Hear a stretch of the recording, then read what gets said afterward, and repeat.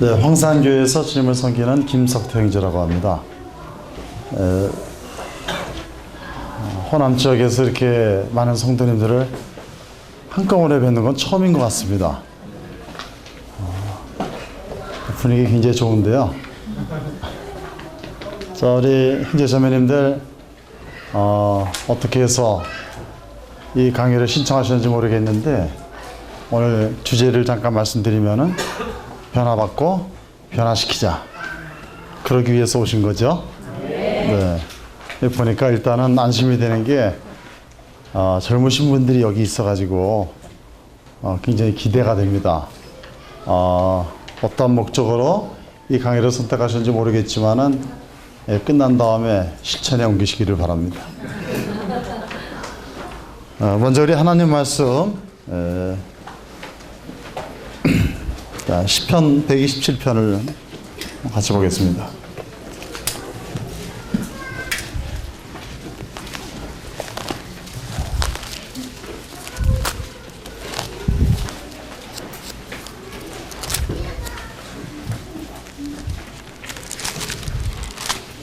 시편 127편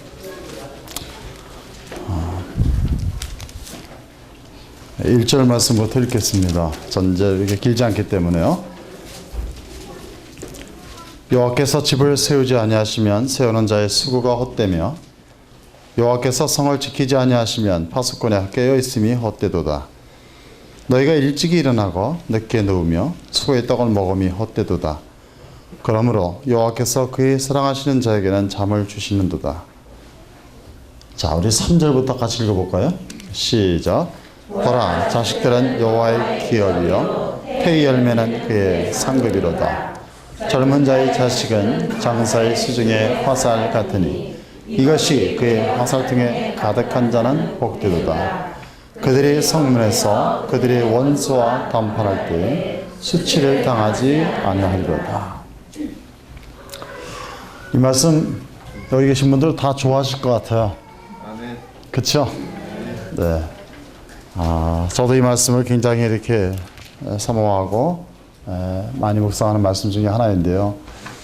특별히 오늘 이 자리에 함께 하신 우리 형제님들에게 도전이 되는 말씀이 됐으면 하는 그런 바람이 있습니다. 그리고 오늘 여기 그 강의안을 보면은 자녀 교육에 대해서 이렇게 써 있습니다. 그래서 일부 제가 하고 이분은 이제 제 아내가 이렇게 진행을 하는데요. 자녀 교육에 관한 것은 이제 제 아내가 주 전문입니다. 그래서 저는 이제 그 부분은 건드리지 않고, 저는 그렇게 써 있지만은 제가 어떻게 해서 이렇게 아이들을 이렇게 낳고 키웠는가 하는 부분들을 제가 간증 겸 말씀을 드리고 싶습니다. 대충 알고 계시겠지만은 저는 13명의 자녀를 지금 두고 있어요. 13명. 몇 남 몇 년인지 혹시 아시는 분이 계신가요? 모르세요? 네. 여러분, 팔공주라고 혹시 들어보셨습니까? 예, 팔공주. 우리 집에 딸은 8이고 아들은 독수리 5형제 5명입니다. 그래서 아이들에게 야, 팔공주는 독수리 5형제를 지키고 독수리 5형제는 지구를 지켜라. 이렇게 이제 얘기를 하는데 아이들 13에서 이렇게 낳았다 그러면은 많은 분들이 이제 나름대로 상상을 하는 것 같아요. 이제 한 가지는 굉장히 좀 남성답게 생기지 않았을까 이렇게 생각을 합니다. 남성답게 생겼습니까? 네. 그래요? 네. 저만 여태 그거 모르고 있었던 것 같아요. 네, 그거는 그건 맞았으니까 참 감사합니다. 또 한 가지는 물어보는 게 몇 살에 결혼하셨습니까? 하고 이렇게 얘기를 합니다. 13명 날라면 참 일찍 해야 되겠죠? 근데 저도 보통 사람들과 똑같게 29살에 결혼을 했습니다. 제 아내하고 저하고는 나이가 5살 차이 납니다. 그러니까 아내는 요즘 결혼하는 자매들에 비해서 좀 젊게 했죠. 그죠? 29살. 제가 그때 결혼해가지고, 하다 보니까 이 13명이 불가능하지 않더라고요. 근데 이 아이들을 이렇게 낳을 때 이제 많은 분들이 이제 궁금해하는 것부터 제가 좀 말씀을 드릴게요. 13명을 낳으면 아주 특별한 각오와 결심이 이렇게 필요하지 않을까 하고 이렇게 생각들을 하는데 사실 그렇지 않았습니다. 왜냐하면은 시작은 참 미약했기 때문에 그래요. 예, 제 아내하고 저하고는 결혼 전부터 이렇게 데이트를 하면서 그런 부분을 같이 얘기를 했습니다. 요즘 젊은 분들은 어떤 교제를 나누는지 모르겠는데 제 아내하고 이제 데이트를 하면서 2세 계획은 어떻게 세울까? 할 얘기가 없으니까 이제 그런 얘기도 한 것 같아요.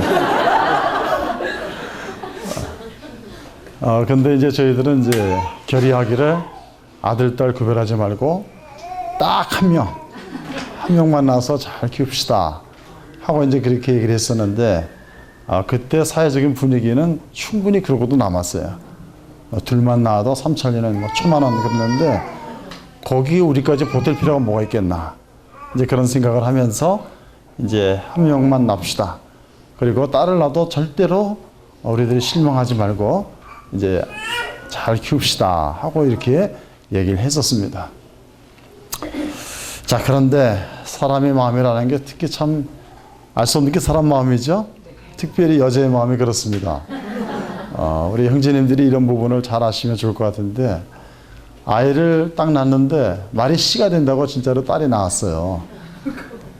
그런데 이 딸을 낳고 사실은 어떤 실망도 없었습니다. 왜냐하면은 참 태어나서부터 계속 이렇게 성장하고 키우면서 너무 신기하고 이쁘기만 하고 이제 그래서 딸인가 아들인가 이렇게 중요한 걸 이렇게 모르고 이렇게 저희들이 지냈는데 아이를 낳고 나서 얼마 지나지 않아서 제 아내가 여보 근데 한 명은 너무 적은 것 같지 않냐고.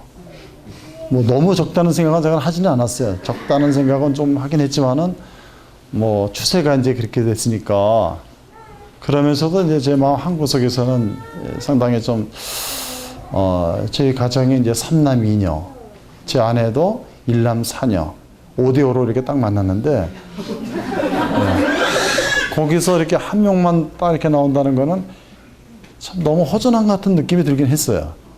근데 이제 남아 이런 중천금이라서 이제 한 말도 있고 이 책임도 져야 되고 그래가지고 차마 말을 못했는데 제 아내 입에서 먼저 그 말이 나오니까 야 잘됐다 이제 싶어가지고 마지못해 낳는 것처럼 뭐 당신이 좀 낳고 싶으면은 뭐 이렇게 하고 이제 저는 뒤로 살짝 빠졌습니다.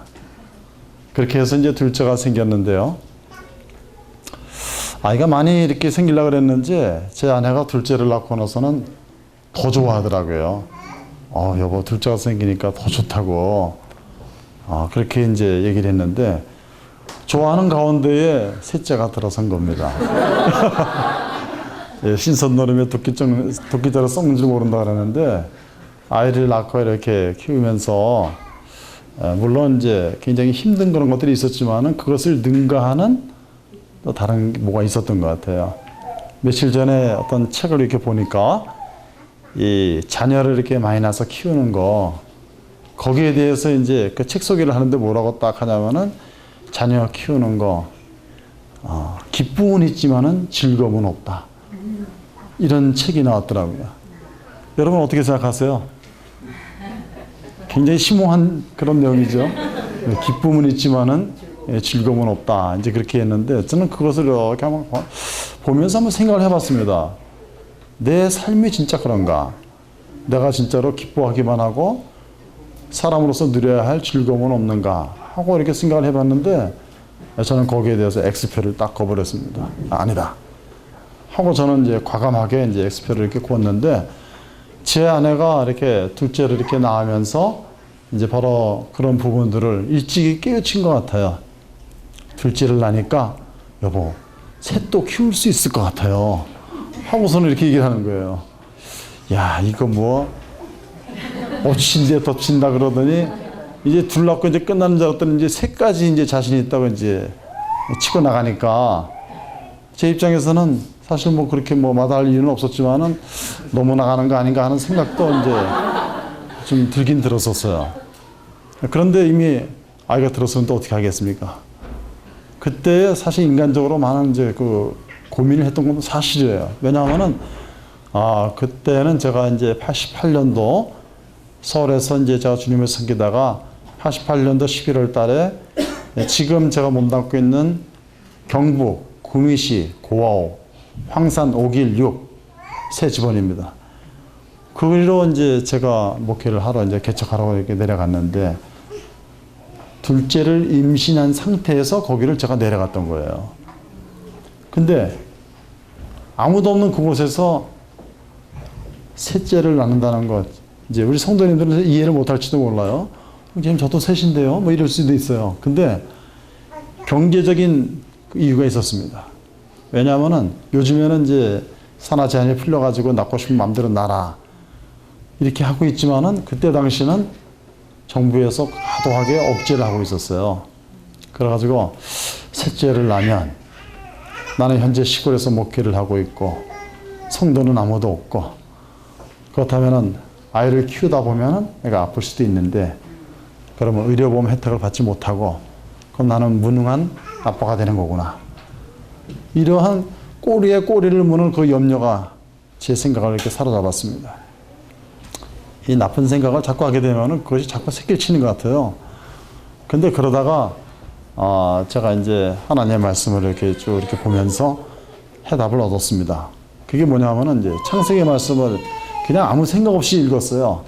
이 문제를 어떻게 해결할까 하고서는 제가 성경에서 답을 찾으려고 한 것이 아니고 그냥 성경을 이렇게 쭉 이렇게 나가다 보니까 창세기 1장이니까 별로 나가지도 않아서 답을 얻게 된 거죠. 창세기 1장에 보니까 어떤 말씀이 있습니까? 찾지 마세요. 시간이 없으니까.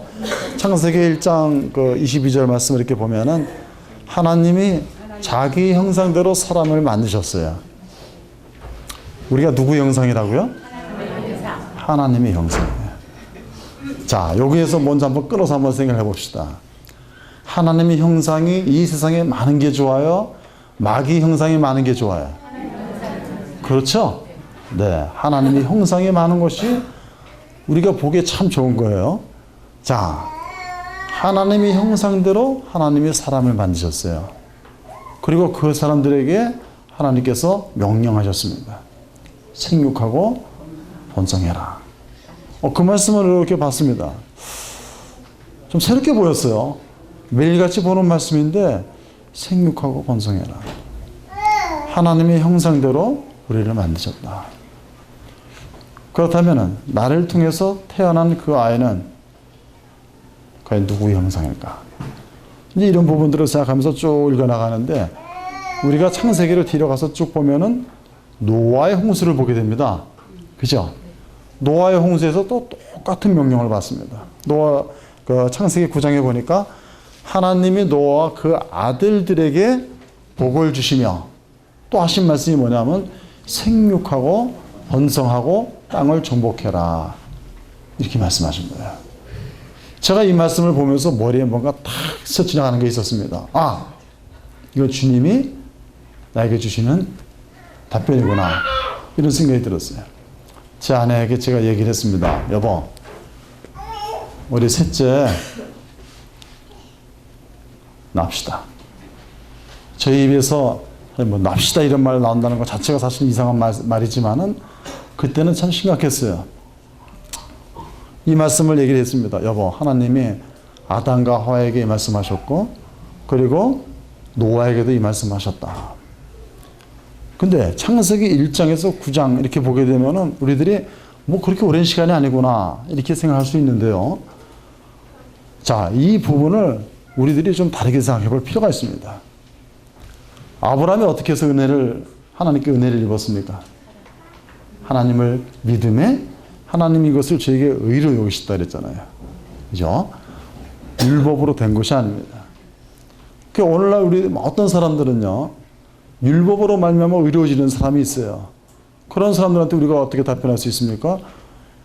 율법은 아브라함 이전에 있었냐, 이후에 있었냐? 율법은 아브라함 이후에 생긴 거잖아요. 그러니까 하나님께 우리가 구원받는 그 방법은 시대를 초월해서 우리에게 적용되는 거예요. 저는 그 말씀을 그렇게 본 겁니다. 하나님이 태초의 사람이었던 아담과 하와에게 생육하고 번성하라고 말씀하셨다면 그 노아의 홍수에 나타난 그 사람들 우리들이 그 후손이잖아요. 그죠? 그러니까 그 이전과 그 위의 모든 사람들에게 하나님은 일관되게 생육하고 번성하라고 말씀하고 있는 거구나. 제가 분명하게 이제 그렇게 분별을 하고서는 이제 제 아내에게 여보, 아이를 낳읍시다. 하나님이 아이를 안 아프게 하면 될 것 아니냐. 미리 아플 것까지 우리가 미리 걱정하면서 그렇게 살다가는 우리가 뭘 할 수 있겠습니까? 그렇죠? 주님이 그때 주신 담대함으로 저희 집안에 셋째가 태어났는데 그 아이는 왜 태어난지 몰라요. 이거. 그런데 문제는 제 아내가 제가 이제 아이를 데리고 이제 구미 시내를 이렇게 나가는데 딸만 둘 데리고 나가면은 사람들이 저를 뭐라고 부릅니까? 예?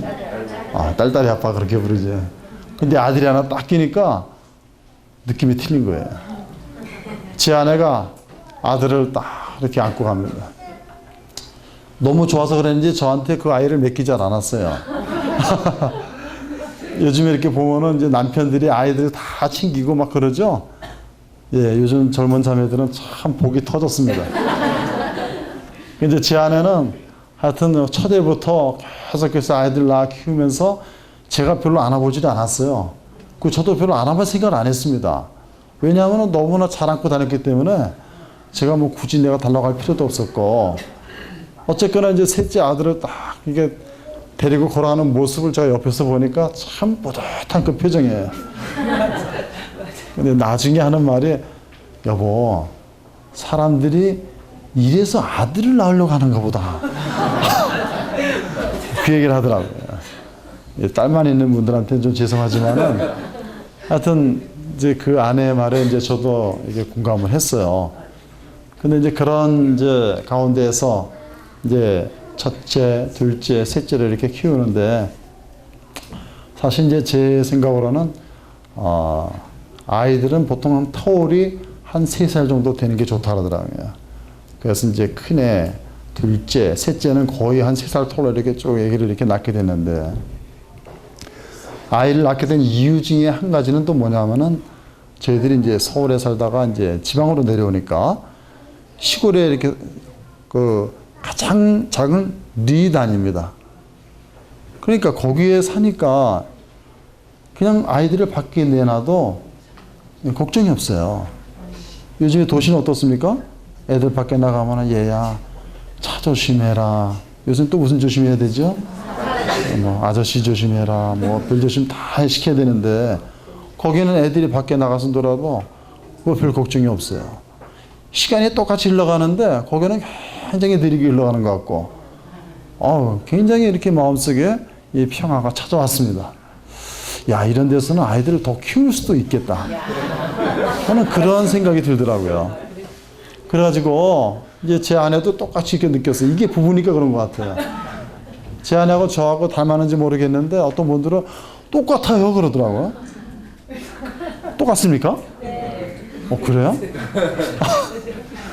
제 아내는 저랑 닮았다 그러면 좋게 생각할지 모르겠는데 하여튼 어떤 분들이 그렇게 얘기를 해요. 근데 어쨌거나 이제 생각이 같았습니다. 그래서 아이들은 이제 넷 낳고 다섯 나니까 이제 사람들이 이제 슬슬 이제 물어보는 게, 근데 김영재님, 아니 황산에 복음 전하러 오셨어요? 애기 낳으러 오셨어요? 이러는 거예요. 자, 이제 그 말을 들으니까 근데 저는 이제 그 답변하기를 그냥 한 다섯 정도는 할까 이렇게 답변을 했는데, 말은 그렇게 했지만은 속에서는 맞다, 내가 복음 전하러 왔는데 내가 지금 이게 아기를 낳는데 너무 치중하는 게 아닌가. 사실 뭐 이렇게 치중한 건 아니고 자연적인 섭리에 의해서 이렇게 된 건데 하여튼 그런 생각이 들었던 겁니다. 그래가지고 제가 한 5 낳았을 때인가 이제 그때는 이제 제가 하루는 이제 제 아내에게 얘기를 했어요. 여보, 내가 오늘은 좀 일찍 들어올 겁니다. 어떤 일이 있었냐면 예비군 교육 받으러 가는데 그때 당시에 이제 정부에서 공짜 좋아하죠? 공짜로 이렇게 불임 수술을 시켰던 겁니다. 근데 그 전에 이제 제가 훈련을 받으러 가면은, 나도 수술 받을까? 하는 생각을 하다가, 그래도 이 정도는 부인하고 같이 상의하는 게 이게 맞는 거겠지 싶어가지고 꾹 참고 그러다가 시기를 놓쳤던 거예요. 그날은 아침에 그 생각이 나가지고 오늘은 내가 일찍 들어올게. 수술을 받으면은 이제 일찍 보내주거든요. 그래가지고서 일찍 이제 온다고 그랬는데, 자, 참 속담이 잘 들어맞아요. 개똥도 약에 쓰려면 없다. 그런 속담이 있죠. 그렇게 기다리던 그 사람들이 안 오는 거예요. 야, 끝날 때까지 눈 빠지게 기다려도 그림자도 안 비치는 거예요. 집에 와가지고 제 아내에게, 여보, 주님이 애기 더 나랍니다. 그렇게 분별을 했어요. 사실 제가 주님의 뜻을 분별하는 것은 그렇게 어렵진 않습니다. 요즘은 분별하는 방법도 참 어렵죠? 그죠? 예. 근데 이렇게 어렵게 생각할 거 없어요. 주님께서는 말씀하시는데 우리들이 다른 생각을 많이 할 때 이건 주님의 뜻이 아니야. 이건 주님의 방법이 아니야. 우리는 보통 그렇게 내 욕심으로 할 때 그런 것들이 많이 생기더라고요. 보니까 특히 남녀들 맞선 볼 때 그런 일이 많이 생겨요. 마음에 안 들면 안 되는 거지. 주님이 아직 분별을 아직 제가 못했다고. 주님 탓으로 그걸 돌리더라고요. 네, 그러지 마세요. 아직 미혼이 있다면은. 자, 어쨌거나 이제 제가 주님의 뜻을 분별했기 때문에 우리 부부는 이제 주님 앞에서, 그렇다면 주님이 확실하게 길을 보여주셨으니까 어차피 낳을 얘기라면 저희들이 조금이라도 젊을 때, 그리고 최대한 아이를 많이 낳겠습니다 하고 이제 결심하는 그런 결심을 했던 겁니다.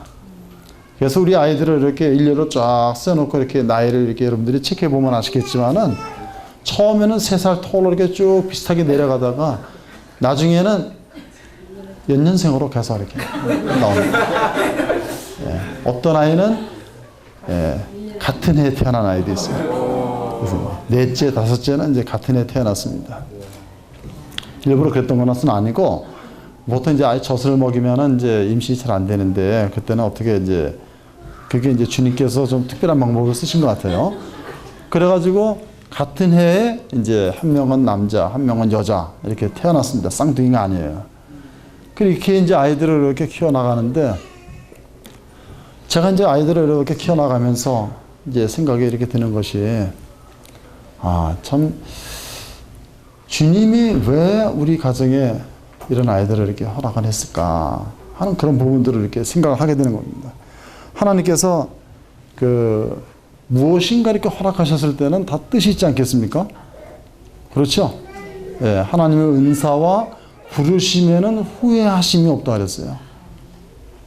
오늘 하나님이 나에게 무엇인가 주셨을 때, 그것이 은사든 또는 우리에게 어떤 자녀의 선물을 주셨든 무엇이든 간에 하나님께로부터 온 것이라면 주님은 그것을 통해서 우리에게 하시고자 하는 일이 있다 하는 그런 것들을 저는 항상 이렇게 생각하게 됩니다. 자, 그런데 이러는 가운데에 저희에게 이제 어떤 일들이 생겼냐면은, 주님께서 저희 가정에 또 새로운 말씀들을 하시기 시작했어요. 아까 제가 뭐라고 말씀드렸습니까? 주님의 뜻을 분별하는 거 그렇게 어렵지 않다, 이렇게 이제 말씀을 드렸는데, 어느 날 갑자기 이제 한 신문사 기자한테 제가 전화를 받은 겁니다. 그래서 저한테 이렇게 연락을 해가지고 목사님한테 좀 이렇게 상담을 받고 싶다고 그러는 거예요. 거기가 어디세요? 구미입니다. 구미 시내에서 제 살고 있는 시골에 전화가 왔던 거예요. 그래서 어떻게 알고 이렇게 여기까지 전화를 하셨습니까? 그랬더니 어떤 얘기를 들었대요. 사람이 마음이 참 교만하죠. 그 말을 들으니까, 야, 이런 시골 구석에 있는 사람한테 구미 시내까지 이 소문이 났나 보다. 그래가지고서는 은근히 뿌듯한 마음도 생겼더라고요. 그래가지고 이제 만나자 해가지고서는 이제 저희 집으로 이제 모시고 오는데, 여자분입니다. 이제 아주머니신데 차를 타고 모시고 오는데도 아무런 얘기를 하지 않아요. 그 집에 가서 말씀을 드리겠습니다 하고서는, 그래가지고서는 아무 얘기 안 하고 집에 딱 도착해서 이제 식탁에 앉아서 이제 제 자매랑 저하고 같이 이제 얘기를 나누는데, 제일 먼저 하는 말이, 목사님 죄송합니다. 제가 거짓말을 했습니다 하고 이렇게 얘기를 하는 거예요. 그건 또 무슨 얘기입니까? 그랬더니 사실은 제가 신앙 상담을 하러 온 것이 아니고 취재를 하러 왔습니다. 이런 얘기를 하는 거예요. 그래요? 무슨 취재를 하러 왔습니까? 그랬더니 저희 가족에 아이들이 많다고 그러는데 어떻게 살아가는지 그걸 취재하고 싶대요. 저는 그게 이상했어요. 아니 취재한다 그러면 되지. 그게 뭐 잘못된 일이라고 그걸 뭐 숨기고 그렇게 하겠어요? 애기 많이 낳은 게 뭐 잘못됐습니까? 그렇잖아요. 그죠? 그 이상한 사람이네 싶어가지고서는 이제 같이 이제 얘기를 나누면서 제가 어떻게 아이를 낳고 어떻게 키우고 하는 그런 것들을 이제 얘기를 이렇게 했는데 이제 그분이 이제 거기서 이제 기사가 이렇게 나갔던 겁니다. 자, 하나님이 일하시는 방법은 우리가 예측할 수 없는 거예요. 하루는 이제 한 방송국에서 전화가 왔습니다. 어디냐면은 EBS 방송에서 전화가 왔어요. EBS 다큐 매거진인가 하는 그런 그 프로였었는데 거기서 전화가 와서 우리 가정을 좀 이렇게 좀 취재를 하고 싶다. 아마 신문에서 그런 기사를 본 것 같아요. 그래가지고서는 제 아내가 여보 방송국에서 전화 왔는데 어떻게 할까요? 무슨 방송인데요? 그랬더니 교육방송이래요. 교육방송이에요? 교육방송이면은 일반 오락방송하고 좀 느낌이 틀리죠? 그렇다면은 뭐 거기 우리가 뭐 취재하는 거 뭐 별로 어려움이 있습니까?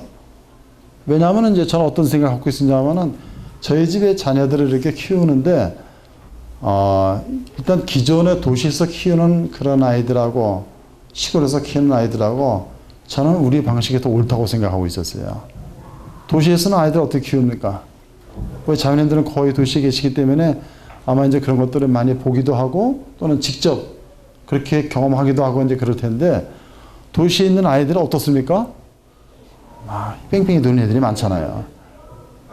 저희 자매가 쓴 책에도 보면은 잠깐 나오지만은 저희 가정에 이제 한 2년 전인가 다른 그 부산 뭐 이제 대구 그런 데 있는 가정의 아이들이 저희 집에 와서 이제 방학 동안에 이렇게 있다 가고 그랬었어요. 저희하고는 전혀 모르는 사람입니다. 전화가 와서 하는 말이 얘가 좀 문제합니다. 그래가지고 도대체 어떻게 좀 버릇을 좀 가르치고 싶은데 아무리 말을 해도 듣질 않아요. 그래서 목사님 댁에서 좀 거기 한 2주 정도 뭐 처음에는 한 방학 동안 이렇게 얘기를 해요. 근데 또 딴 사람이 또 이야기 돼 있습니다. 그래가지고 이제 그렇고 그래서 한 2주 정도라도 이렇게 해가지고 좀 있으면 안 되겠냐. 그래가지고서는 2주를 있다 가고 근데 와서 집에 온 아이들을 이렇게 보니까 진짜 부모님들이 두 손 두 발 다 들만 하겠다 싶어요. 남매가 왔는데 이 아이들은 생판 모르는 사람 집에 온 거 아닙니까? 근데 주인이 있거나 없거나 방에서 뒹굴뒹굴 막 하고 하정이 휴대폰 갖고서 막 게임하고 그 누나가 자기 동생한테 야, 물 좀 가져와. 그럼 동생은 서설기면서 알았어 하고서는 물을 갖다 주고 막 그러는 거예요. 야, 그 어머니가 좀 걱정할 만도 하겠다 싶어요. 또 하나는 어떻게 해서 왔냐면은 이 아이는 어머니가 직장 생활을 하는데 이 아이는 그냥 학원에서 왔다가 학교로 갔다가 이렇게 뱅뱅 도는 거예요. 방학을 하니까 시간이 비잖아요. 어머니가 걔를 자기 직장으로 데려간 거예요. 있을 데가 없어요. 그래가지고서는 그 아이를 어디 맡길 데가 없는데 어떻게 하나. 그래가지고서는 어떻게 수소문해가지고 저희 가정을 알고 연락을 했던 겁니다. 그 아이도 집에 와가지고서는 걔는 여름에 한번 다녀갔어요. 겨울에 또 전화가 왔어요. 겨울방학에도 좀 보내면 안 될까? 왜 그러냐면은 걔가 한번 다녀가고 나서 아주 히트 쳤거든요. 학교에 딱 갔는데 방학 숙제를 다 해갔어요. 최고로 잘해갔어요. 그래가지고 상까지 받았어요. 그 부모님들이 하는 말이 아버지가 전화 와가지고 저기 목사님 참 감사합니다. 우리 아이가 너무 많이 변했습니다. 부모님한테 존댓말 딱딱 하고 얼굴 표정이 너무나 밝아졌다는 거예요. 처음에 왔을 때 우리가 봤을 때는 막 애가 시퍼렇게 아주 그런 표정이 있죠. 아무런 기쁨도 없는 그런 표정. 그렇게 왔던 아이인데 우리 아이들하고 며칠 이렇게 지나다 보니까 그 마음이 그냥 바뀌어버린 거예요. 마음이 바뀌니까 사람이 바뀌잖아요. 그렇게 해가지고 그런 모습들을 이렇게 바라보면서 저는 이제 제가 가고 있는, 제가 하는 이것이 더 맞다 하는 생각들을 좀 많이 하게 됐는데, 그때 당시에 이제 방송국에서 전화 왔다는 그 얘기를 이렇게 들으면서, 아, 우리가 사는 모습을 보여주는 것도 참 좋겠다 하는 생각을 했어요. 사실 우리들이 사는 모습을 보여주는 건 뭘 보여줄 수 있겠습니까? 아침에 일어나서 저녁에 잘 때까지, 자, 몇 시부터 몇 시까지는 무슨 공부, 몇 시부터 몇 시까지는 무슨 공부, 뭐 이런 거 하겠습니까? 아, 그런 거 없어요. 네, 저희 자매는 뭐 아이들한테 미리 뭐 선행교육이라든지 이런 거 시킨 적도 없고, 요 또래는 그냥 그 또래에 맞게 놀고 엄마랑 부대끼고 뭐 이렇게 지내는 게 최고 좋은 교육이다. 그리고 자연과 보타면서 그냥 뭐 냇가에 나가서 뭐 물고기도 잡고 도롱뇽알도 죽고 뭐 쑥도 캐고 달래도 캐고 이런 것들이 아이에게 가장 좋은 교육이다. 제일 좋은 교육이다. 이렇게 생각했었거든요. 그래서 이제 방송국에서 제 가정을 이렇게 처음으로 왔는데, 이 방송국 PD가 딱 오자마자 본사로 전화를 거는 거예요. 전화를 해가지고서 하는 말이, 저 작가님 여기 테이프 좀 더 보내주세요. 이거 장난이 아닙니다. 그 프로에 세 팀이 나가요. 세 팀이 나가는데 우리한테 할당된 시간은 나중에 알았는데 5분이 할당이 돼 있었습니다. 그게 한 30분인가? 한 45분인가 방영되는 시간인데 굉장히 적게 할당된 거죠. 근데 와서 아이들 이렇게 막 들락달락거리고 애들 구김살 없이 노는 모습을 보니까, 그러니까 쉽게 말해서 그림이 좋다 그 얘기입니다. 이 찍는 분들은 그런 거 보고 이제 그림이 좋다고 표현을 하는 거예요. 야, 이거 오랜만에 이런 가정을 본 거예요. 그래가지고서는 오자마자 전화해가지고서는 구미 터미널 가서 테이프 찾아오고, 이 사람이 일주일 동안을 밤낮으로 우리를 쫓아다니면서 촬영을 했어요. 5분 촬영하면은 저는 한 5분 내지 10분 정도 찍고 그냥 가는 줄 알았거든요. 일주일 동안을 우리가 아침에 일어나서 밤에 잠자리에 들 때까지, 또는 우리가 자고 있는데 들어와서 자는 것까지 다 찍고 그래가지고 이제 그 프로그램이 이렇게 나갔던 거예요. 처음에 나갔을 때 우리 아이들 다 모아놓고서, 자, 얘들아, 이럴 때 부르는 노래가 뭐가 있지?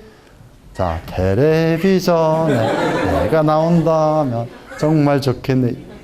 이 노래를 우리들이 불렀던 거예요.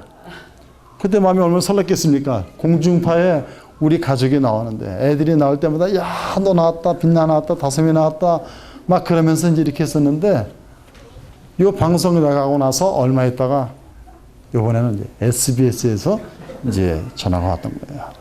자, SBS 하게 되면은 그 당시에 이제 가장 히트를 쳤던 이제 그 프로가 있었는데, 신실게임이 있었죠? 신실게임. 지금은 누가 하는지 잘 모르겠는데, 있는지도 없는지 모르겠어요. 그때 당시 이제 이경실 씨가 이제 그때 이제 그 프로를 이제 진행하고 있었고, 이성미 씨가 이제 보조로 이제 진행을 하고 있었던 겁니다.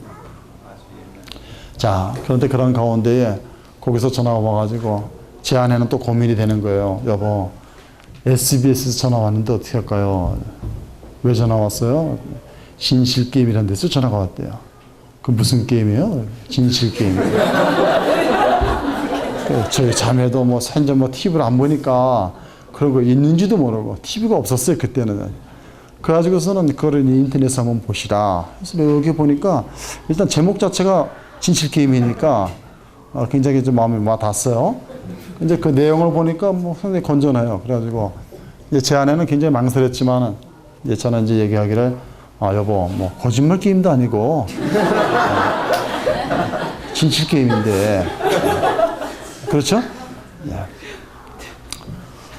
그 서울 가장 그 우리나라의 중심에서 가장 말단, 이 리단위에 살고 있는 우리한테 전화가 왔다는 건, 내가 볼 때는 이건 사람의 뜻으로 되는 게 아니다.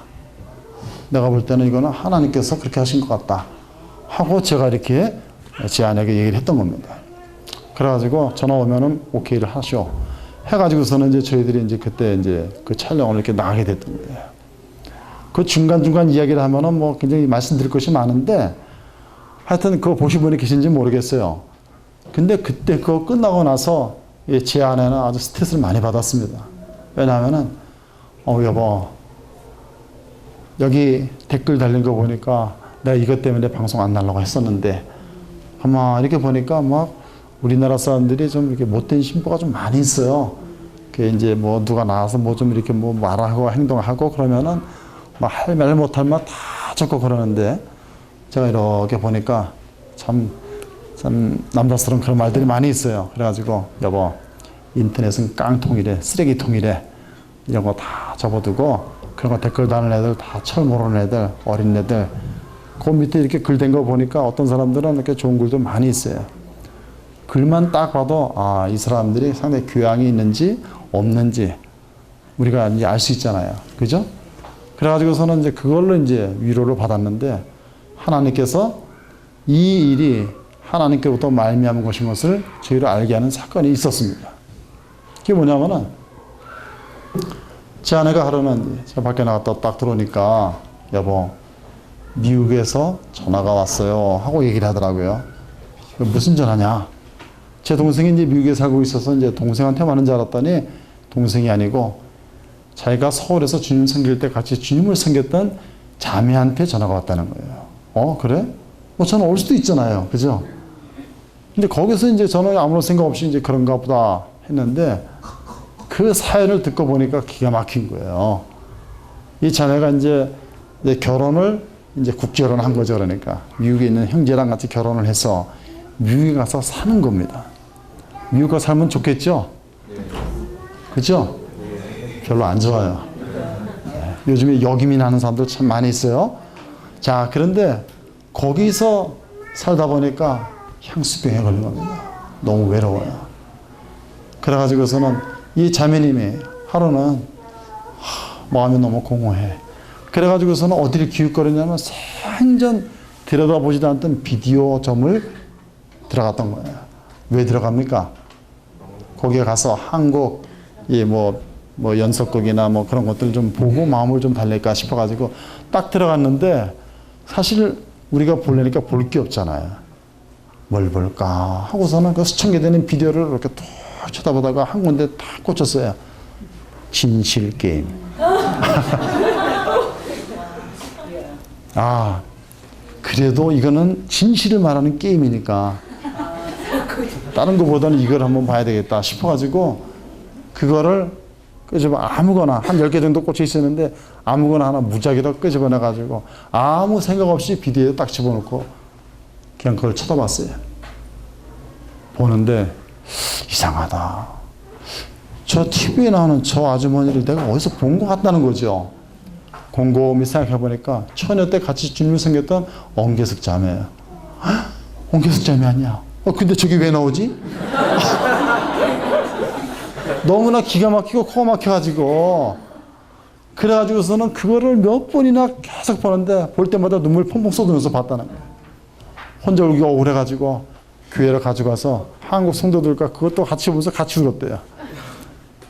그래가지고 한국에 전화해서 개숙자매 여기 미국이야. 나 누군지 알겠어? 그 전화를 했다는 거예요. 자, 여러분 한번 생각해 보시기 바랍니다. 한국에서 만약에 여기 뭐 전라도에서 우리 성도님 중에 한 분 딱 그거 보고서는 형제님 나 그거 봤어요. 이렇게 전화하는 거하고 낮과 밤이 바뀌는 저 멀리 이국 타양 미국 땅에서 그것을 정규 방송도 아니고 수천 개의 테이프 가운데에서 뽑은 하나의 그 내용이 만약 그거라면 여러분 우연입니까? 하나님의 섭리입니까? 하나님의 섭리죠. 그렇죠? 네. 그 이제 제가 이제 그런 것들을 보면서 아, 여기는 분명히 하나님이 뭔가 원하시는 것이 있구나 하는 그런 것들을 제가 생각하게 됐던 겁니다. 자, 여기에서 한번 우리 현실을 한번 돌아가 봅시다.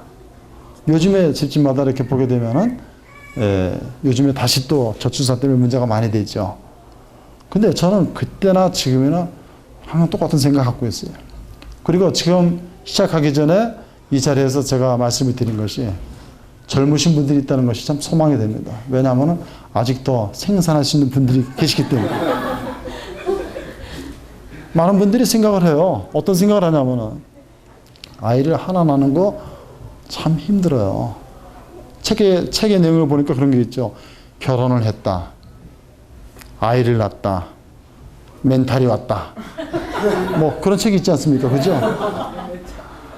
완전히 그냥 모든 게 다 무너져 버린 거예요. 처녀 때 되면 어떻습니까? 자, 몸매 잘 빠지고 얼마나 좋습니까? 돈도 벌고요. 그렇죠? 포장도 하고 참 이쁘게 자신을 잘 관리했어요. 애 하나 낳고 나면 어떻습니까? 한국에서. 야, 내가 이러려고 결혼했나? 맨날 남편 그거 뒤치다꺼리 해야지, 밥 해야지, 애 낳고 나서 기저귀 빨고, 요즘 빨지 않지만은 기저귀 그거 갈아줘야지, 뭐 해야지. 나라는 존재는 없어진 거예요. 근데 그런 사람들이 둘째를 낳을 생각을 할 수 있겠습니까? 못하는 거예요. 그렇죠? 여기서 잠깐 에피소드 하나를 제가 말씀드릴게요. 방송 나가고 나서 그 포항인가 경주인가 그쪽에서 부부가 왔습니다. 부부가 찾아왔는데 이분들이 왜 오셨냐면은 남매를 키우는데 큰 애가 딸이고 둘째가 아들이에요. 큰 애는 고등학생, 둘째는 중학생입니다. 근데 늦둥이가 생긴 겁니다. 늦둥이가. 자, 그 위에가 중학교 2학년인가 그렇게 됐는데 몇 살 차이입니까? 중학교 2학년이면 한 16 됐죠? 10몇 년을 뛰어넘는 간격 가운데 애가 생겨진 거예요. 근데 이런 경우 보통 남자들은 좋아합니다. 야, 나 아직도 능력 있어. 굉장히 좋아하는데 정작 아이를 낳아야 되는 엄마는 완전히 그냥 진퇴양난이에요. 여보, 나 애기 안 낳을 거예요. 이분이 교회에서 이제 집사 생활을 하신 분입니다.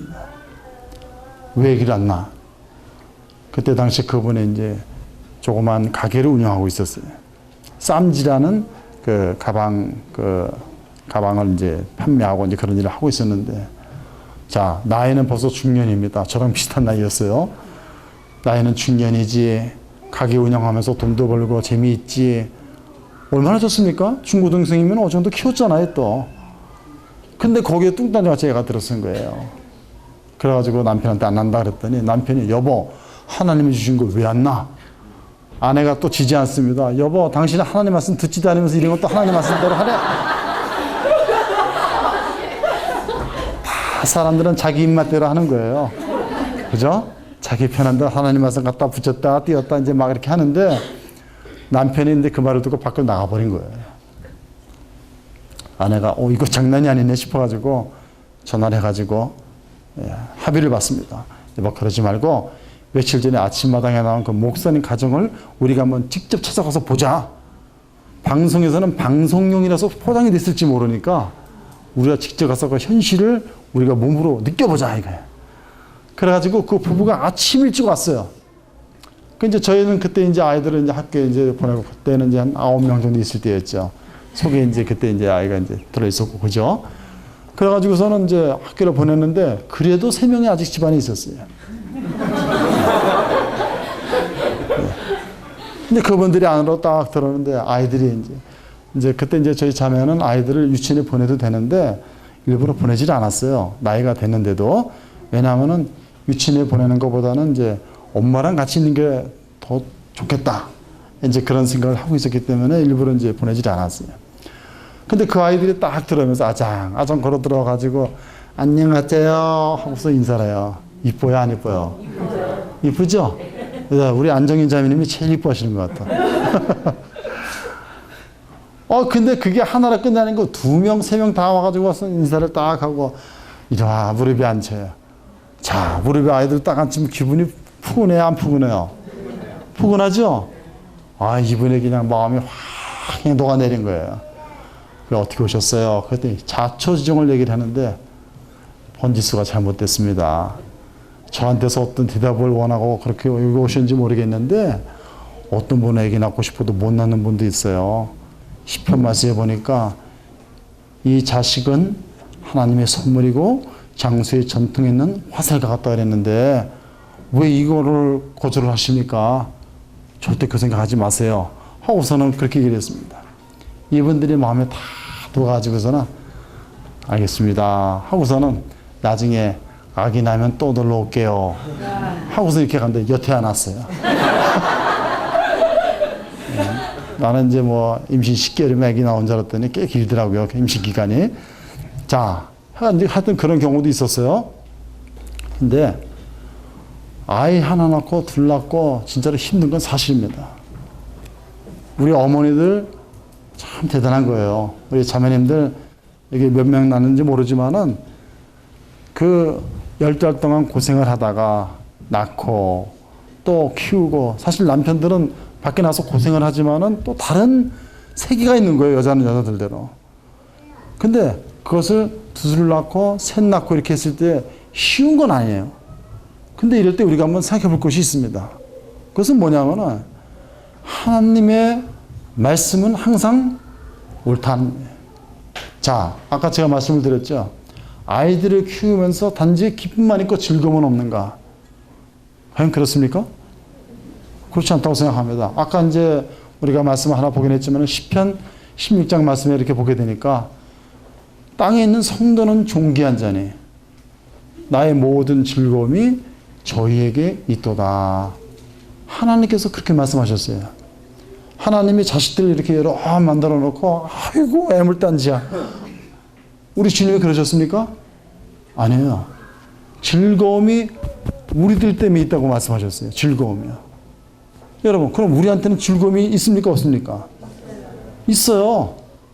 어떤 사람들은 기쁨만 있지 즐거움 찾기 너무 힘들어요. 이렇게 할지 모르지만은 우리가 그 아이를 어떻게 받아들이고 있는가? 누구로부터 왔는가?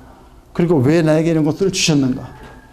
이런 모든 것 위에 우리가 거의 부모의 사랑으로서 그들을 이렇게 딱 본다면은 그 아이들을 통해서 우리들은 엄청난 것들을 얻습니다. 전도서 말씀에 보니까 솔로몬하고 뭐라고 이랬습니까? 하나님이 너에게 주신 분복을 누려라. 이렇게 했어요. 분복. 복 중에 가장 큰 복이 뭡니까? 자, 어떤 분이 자기 휴대폰에다가요, 여자분인데 남편을 이렇게 전화를 거는데 거기 이제 요새 전화번호 기억 잘 못하죠? 그죠? 기억 못하죠? 가만히 있자. 내 남편 전화번호 뭐더라? 기억이 안 나요. 그래서 거기다가 이제 닉네임을 이렇게 딱 써놓는데 그 여자분이 자기 남편 전화번호를 뭐라고 써놨냐 딱 보는데 내 편 이렇게 써놨더라. 내 편. 그럼 딴 사람들은 다 누구 편입니까? 예?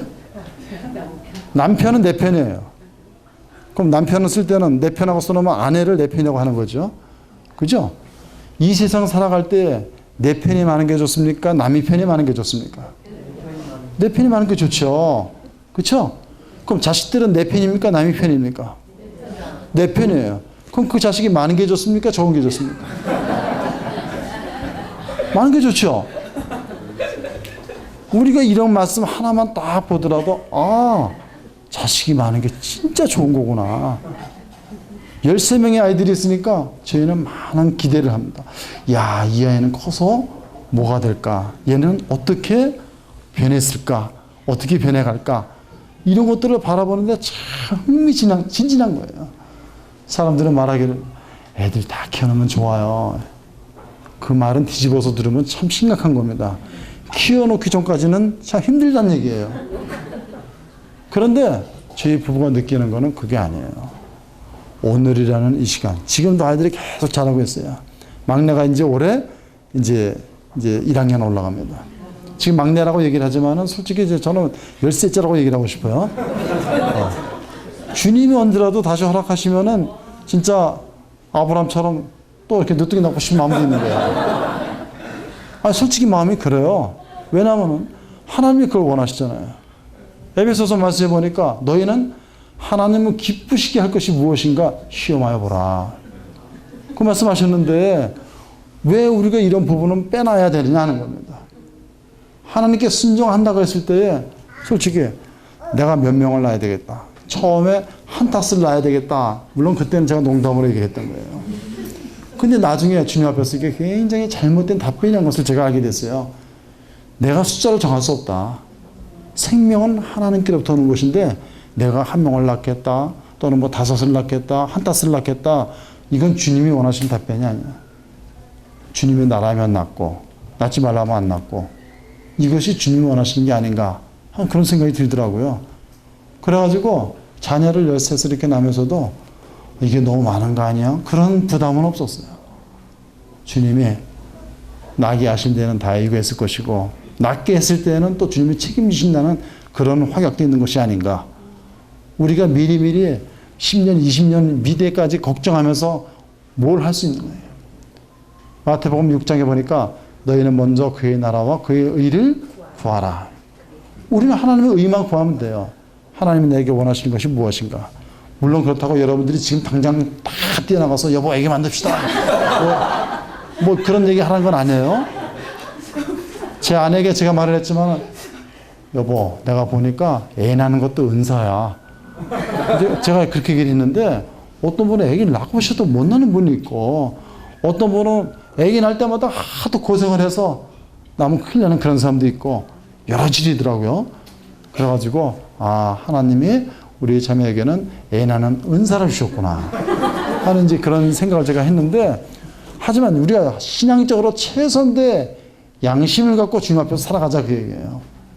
주님이 우리에게 주시기 원하시면 내가 그런 결정을 내려야 될 때 행여 내가 애를 낳으면 내가 놓쳐버릴 거, 내가 포기해야 될 거 이런 것 때문에 우리가 대세를 그르치면 안 되겠다 그 얘기입니다.